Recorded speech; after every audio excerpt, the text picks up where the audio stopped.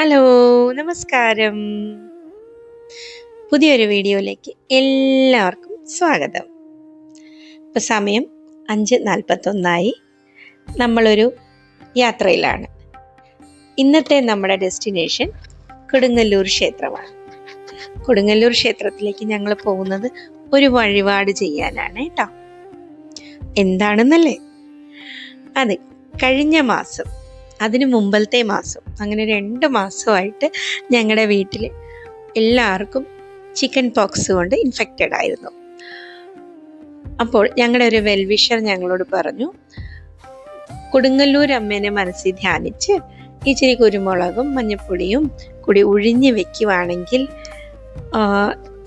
ഈ ചിക്കൻ പോക്സിന് ഒരു ചെറിയൊരു ശമനം ഉണ്ടാകും എന്ന് പറഞ്ഞു. ഞങ്ങൾ ഉടനെ തന്നെ ഇച്ചിരി കുരുമുളകും മഞ്ഞപ്പൊടിയൊക്കെ ഒഴിഞ്ഞു വെച്ചായിരുന്നേ. പക്ഷേ അത് കഴിഞ്ഞിട്ട് ഇത് വേറെ ആർക്കും സ്പ്രെഡ് ആയതുമില്ല, വേറെ ആരും ഇൻഫെക്റ്റഡ് ആയുമില്ല. വന്നവർക്ക് അത് പെട്ടെന്ന് ഹീലാകുകയും ചെയ്തു. അപ്പം ഇപ്പോൾ എല്ലാവർക്കും ഹീലായി, ഒരു 2 ആഴ്ചത്തോളമായി എല്ലാവരും ഹെൽത്തിയാണ്. അപ്പം ഞങ്ങൾ വിചാരിച്ചു, എന്നാൽ ദേവിയുടെ അനുഗ്രഹം കൊണ്ടാണല്ലോ ഇതൊക്കെ സംഭവിച്ചത്. അപ്പോൾ നമ്മൾ പോയി നമ്മുടെ വഴിപാട് പൂർത്തിയാക്കാൻ വേണ്ടിയിട്ട് ഒഴിഞ്ഞു വെച്ച കുരുമുളകും മഞ്ഞപ്പൊടിയും അവിടുത്തെ ഭണ്ഡാരത്തിൽ സമർപ്പിച്ച് ദേവിയോട് അനുഗ്രഹം വാങ്ങാനും കൂടിയാണ് പോകുന്നത്. രാവിലെ നേരത്തെ തന്നെയുള്ള യാത്ര ആയതുകൊണ്ട് കുറച്ച് ദൂരം കഴിഞ്ഞപ്പോഴത്തേക്ക് നല്ല പരവേശം എടുത്തു തുടങ്ങി. അപ്പോൾ വഴിയരികിൽ കണ്ട ഒരു ചായക്കടയിൽ നിർത്തി കേട്ടോ. നല്ല വൃത്തിയുള്ള ചായക്കട. ഒരു ചെറിയ റിഫ്രഷ്മെൻ്റ് ഒക്കെ ആയിട്ട് നമുക്ക് യാത്ര തുടങ്ങാമെന്ന് വിചാരിച്ചു. അപ്പോൾ അവിടെ കണ്ണാടിക്കൂടിൽ വച്ചിരുന്ന ഒരു സാധനം കണ്ടേ. അധികം ഇപ്പോൾ ഒന്നും കാണാൻ പറ്റാത്തൊരു സാധനമാണ് ചക്കേട. നമ്മുടെ കുട്ടിക്കാലം ഓർമ്മ വരുന്ന ഒരു സാധനം. രാവിലെ നേരത്തെ എണീറ്റത് കൊണ്ടാണോ എന്തോ അപ്പൂര് നല്ല ഉറക്ക ക്ഷീണമുണ്ട്. കണ്ണും തിരുമിക്കൊണ്ടാണ് ആശാന്റെ ഇരിപ്പ്. അപ്പൊ ഇതാണ് NH66. പണി പൂർത്തിയായിട്ടില്ല. പണി പൂർത്തിയായി കഴിയുമ്പോഴത്തേക്ക് നല്ല അടിപൊളിയായിരിക്കും ഇതിലൂടെ യാത്ര ചെയ്യുമ്പോൾ. നല്ല ആംബിയൻസ്, 2 സൈഡും ചുറ്റും മരങ്ങളും ഒക്കെ ഉള്ളൊരു കാഴ്ച. രസമല്ലേ ഇപ്പൊ തന്നെ കാണാൻ? ചേർത്തല കഴിഞ്ഞിട്ടുള്ള ഭാഗമാണ്. എക്സാക്റ്റ് ലൊക്കേഷൻ എനിക്കറിയില്ല. ഇപ്പൊ രാവിലെ തന്നെ നല്ല മഴക്കാറുണ്ട്, നല്ല ചൂടുമുണ്ട്. സൂര്യഭഗവാനെ എങ്ങും കാണുന്നുമില്ല. അങ്ങനെ നമ്മുടെ ചായയൊക്കെ എത്തി. അപ്പൂന് കട്ടൻ ചായയാണ്, അവനത് ആസ്വദിച്ച് കുടിക്കുന്നുണ്ട്. പിന്നെ എൻ്റെ ചായ, ഞാൻ ഏറ്റവും ലാസ്റ്റാണ് ചായ കുടിക്കാറുള്ളത്. എനിക്ക് ചൂട് ചായ കുടിക്കുന്നത് ഇഷ്ടമല്ല. ഞാൻ ഇച്ചിരി ആറിയിട്ടേ കുടിക്കാറുള്ളൂ. ചായയൊക്കെ കുടിച്ച് ഞങ്ങൾ വീണ്ടും യാത്ര തുടങ്ങി. തുറവൂരായി. ഇവിടെ നിന്നാണ് നമ്മുടെ NH66 എലിവേറ്റഡ് ഹൈവേ സ്റ്റാർട്ട് ചെയ്യുന്നത്. ഈ ഹൈവേ, എലിവേറ്റഡ് ഹൈവേ, ഒരു 12-13 കിലോമീറ്റർ ദൈർഘ്യം വരുന്ന ഒരു ഹൈവേ ആണ് കേട്ടോ.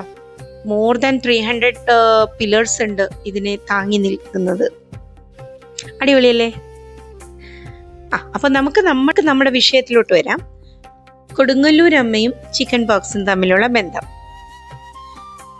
ദാരികാസുരനെ നിഗ്രഹിച്ച ദേവിയുടെ കഥ എല്ലാവർക്കും അറിയാമല്ലോ. ഓക്കെ, ഇതിനൊരു ബാക്ക് സ്റ്റോറിയും കൂടി ഉണ്ട്. ഒരു ചെറിയൊരു ക്ലൈമാക്സ് ബാക്കിയുണ്ട്.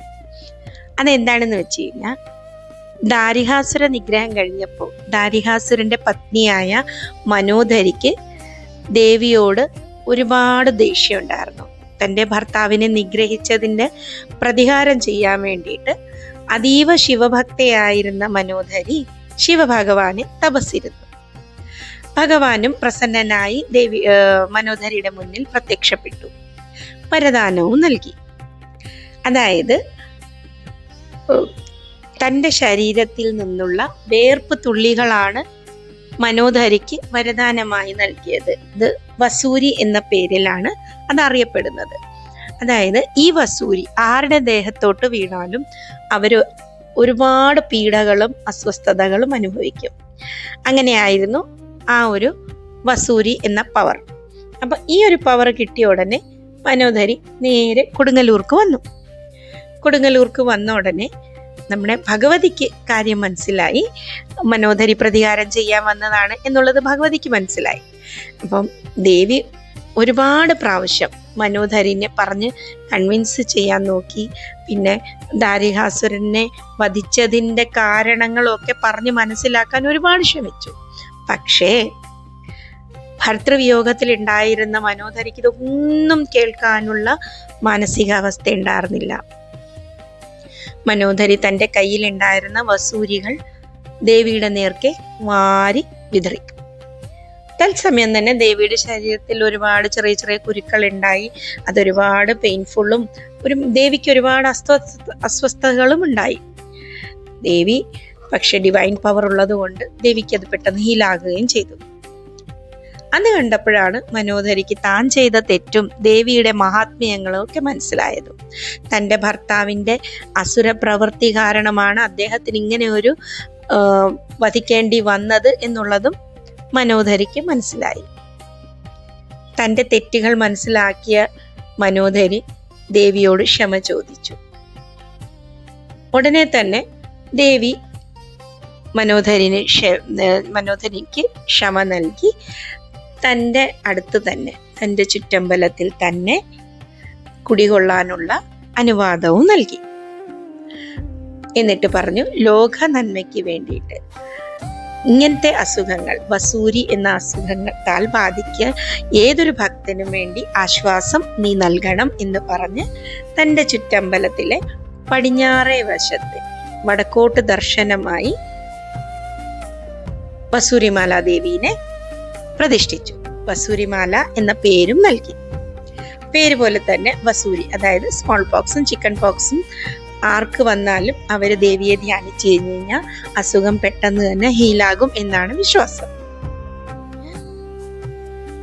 ചുറ്റുമതിലോടുകൂടിയുള്ള മേൽക്കൂരയില്ലാത്ത ഒരു ശ്രീകോവിലാണ് പ്രതിഷ്ഠിച്ചിരിക്കുന്നത് ദേവീനെ.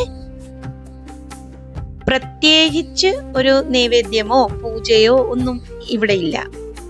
ഭക്തர்கள் ഇതുപോലെ വഴിപാടായിട്ട് കൊണ്ടുവരുന്ന മഞ്ഞൾപ്പൊടിയും കുരുമുളകും ഒക്കെയാണ് ദേവിയുടെ പുറത്തോട്ട് വിതറുന്ന ഒരു പൂജയല്ല, ഒരു വഴിപാട് എന്നുള്ളത് ഇവിടുത്തെ ആചാരം.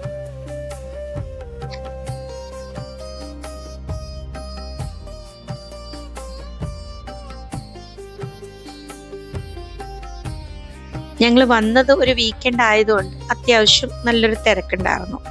എന്നാലും ഞങ്ങൾക്ക് കുറച്ചു നേരം ക്യൂ നിൽക്കേണ്ടി വന്നെങ്കിലും നല്ലൊരു ദർശനം ദേവിയുടെ കിട്ടി. ഇനി കൊടുങ്ങല്ലൂർ ക്ഷേത്രത്തിനെ പറ്റി പറയുവാണെങ്കിൽ, ഈ ക്ഷേത്രത്തിന്റെ ശ്രീകോവിലിൽ 2 ശ്രീകോവിലുണ്ട് കേട്ടോ. ഒരെണ്ണമല്ല, 2 ശ്രീകോവിലുണ്ട്.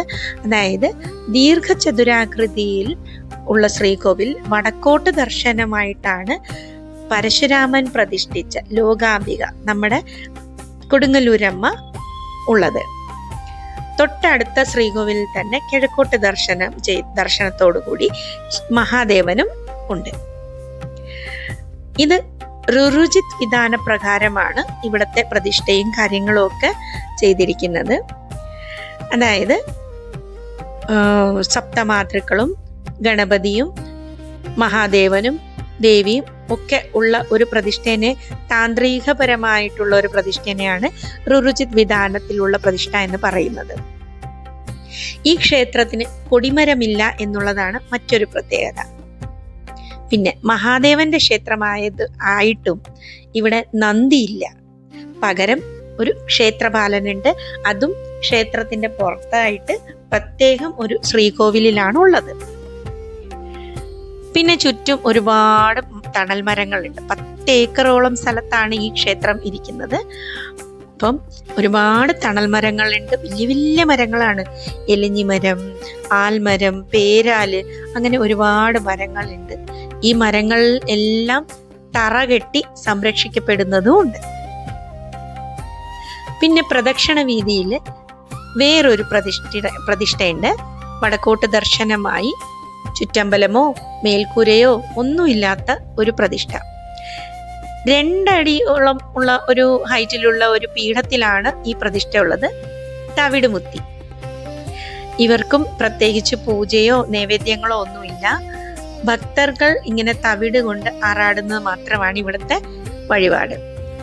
നമ്മുടെ ശ്വാസകോശ സംബന്ധമായ അസുഖങ്ങൾക്ക് ഇവിടെ ഇങ്ങനെ തവിട് ഭഗവതിനെ ആറാടിച്ചാൽ ശമനമുണ്ടാകും എന്നുള്ളതാണ് ഇവിടുത്തെ ഒരു വിശ്വാസം. ദേവി ദർശനത്തിന് വേണ്ടി നമ്മൾ പോകുമ്പോൾ തന്നെ നമ്മുടെ ദേവിയുടെ ഫ്രണ്ടിൽ തന്നെയാണ് ഈ വഴിപാട് കൗണ്ടർ ഉള്ളത്. അതിൻ്റെ മേളിലുള്ള ബോർഡിൽ വഴിപാടുകളുടെ ഡീറ്റെയിൽസും പ്രൈസും ഒക്കെ അവർ ഡിസ്പ്ലേ ചെയ്തിട്ടുണ്ട്. നമ്മൾ യഥാശക്തി എന്ത് വഴിപാട് വേണമെങ്കിലും അവിടെ നിന്ന് ചെയ്യാം. ഇത് അമ്പലത്തിലെ കിണറാണ്. അമ്പലത്തില് ഇങ്ങനെ പ്രദക്ഷിണയൊക്കെ കഴിഞ്ഞ് ഒക്കെ വന്ന് ഇപ്പത്തേക്ക് കണ്ട വേറൊരു കാഴ്ചയാണ് ഈ വെടി വഴിപാട് കൗണ്ടർ. ഈ കൗണ്ടറിൽ നിന്ന് നമ്മൾ വഴിപാട് നടത്താൻ ആഗ്രഹിക്കുന്ന അത്രയും വെടിയുടെ റെസിപ്റ്റ് വാങ്ങിച്ച് അപ്പുറത്തുള്ള വെടിപ്പുരയിൽ ചെന്നാൽ അവിടെ ആ റെസിപ്റ്റ് നമ്മൾ കൊടുക്കുമ്പോൾ ഒരു ചേട്ടൻ കുറച്ച് വെടിമരുന്നുമായിട്ട് അങ്ങ് ദൂരെ പോകും. അവിടെ ഈ വെടിയൊക്കെ ഇങ്ങനെ നിരത്തി വെച്ചിട്ടുണ്ട്. അതിനകത്ത് വെടിമരുന്ന് നിറയ്ക്കും. അങ്ങ് ദൂരെ കാണുന്നുണ്ടോ ചെറിയ ചെറിയ വെടിക്കോപ്പുകൾ, എന്തോ പറയുന്നത് എനിക്കറിയത്തില്ല ആ സാധനം. എന്നിട്ട് അടുത്ത ചേട്ടൻ തീപ്പൊരിയായിട്ട് വന്ന് ആ വെടിക്ക് തീ വയ്ക്കും. അടിപൊളിയല്ലേ? നല്ല രസമുണ്ടായിരുന്നു കാണാൻ. അങ്ങനെ അവിടുത്തെ കാഴ്ചകളൊക്കെ കണ്ട് ഞങ്ങളും കുറേ നേരം ഇരുന്നു. നല്ലൊരു ആംബിയൻസ് ആണ് കേട്ടോ ഇവിടെ വന്നു കഴിയുമ്പോൾ. കാരണം എത്രത്തോളം തണൽ മരങ്ങൾ ഉണ്ടെന്നറിയാവും. അതേപോലെ എല്ലാം തണൽ മരത്തിന്റെ താഴെ ഇങ്ങനെ തറയൊക്കെ കെട്ടി നല്ല രസമുണ്ട്. കാറ്റും കൊണ്ടിരിക്കാൻ നല്ല സുഖമാണ് അവിടെ. അപ്പോഴാണ് ഒരു കാര്യം ഞങ്ങൾ ഓർത്തത്, ബ്രേക്ക്ഫാസ്റ്റ് കഴിച്ചിട്ടില്ല. അപ്പൊ ഫ്രണ്ടിൽ തന്നെ ഉണ്ടായിരുന്ന ഒരു ഹോട്ടലിൽ കയറി ഞങ്ങളെല്ലാവരും ബ്രേക്ക്ഫാസ്റ്റും കഴിച്ച് അടുത്ത യാത്ര പോകാനുള്ള തയ്യാറെടുപ്പിലോട്ടായി. അപ്പോൾ ഇനി ബാക്കി വിശേഷങ്ങൾ അടുത്തുള്ള വീഡിയോയിൽ കാണാം. അപ്പോഴത്തേക്ക് ബൈ.